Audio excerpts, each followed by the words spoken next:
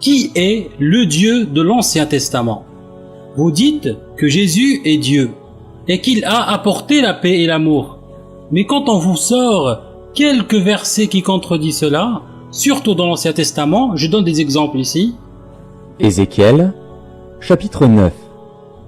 Tuez, détruisez les vieillards, les jeunes hommes, les vierges, les enfants et les femmes. Mais n'approchez pas de quiconque aura sur lui la marque.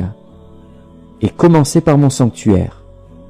Ils commencèrent par les anciens qui étaient devant la maison. Psaume 137. Heureux qui saisit tes enfants et les écrase sur le roc.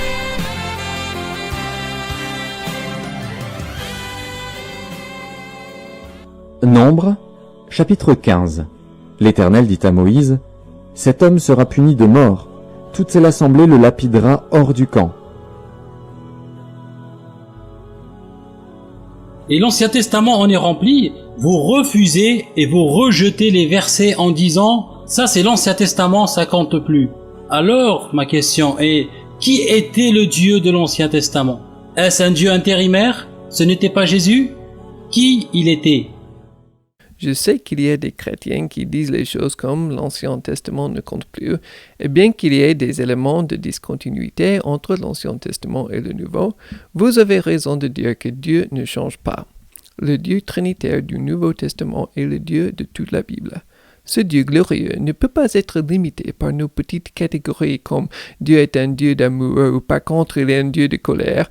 Le Dieu vivant est à la fois plus sévère et plus miséricordieux que nous pouvons imaginer.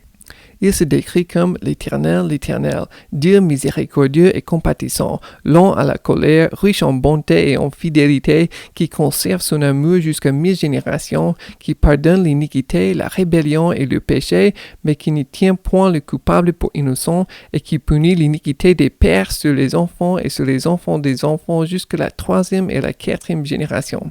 Nous pouvons être offensés par la colère de Dieu, mais ça ne pose pas de problème pour Dieu. Ce n'est pas lui qui a tort, mais nous. Nous ne jugeons pas Dieu, nous sommes ses créatures et il est notre juge. Ce n'est pas nous qui sommes justes, c'est lui seul qui est juste. Nous sommes tous les pécheurs, et si nous recevons la punition, ce n'est rien que ce que nous méritons. Mais, s'il nous fait grâce par contre, ce n'est pas ce que nous méritons, mais c'est la bonté de Dieu ayant pitié des rebelles grâce à son amour pour eux malgré leurs offenses. Et Dieu n'est pas réticent avec sa miséricorde, mais il est riche en compassion et il est prêt à pardonner tout pécheur qui le demande. Donc, nous n'avons pas deux dieux dans la Bible, un Dieu de colère dans l'Ancien Testament et un Dieu d'amour dans le Nouveau, mais la Bible nous présente un seul Dieu qui fait justice sans pitié aux orgueilleux, mais qui a un amour infini pour les siens, pour qui il a donné même son propre Fils pour mourir à leur place. Ce n'est pas du tout un Dieu qui vient de l'imagination de l'homme, mais le glorieux Dieu vivant qui dépasse toute pensée humaine.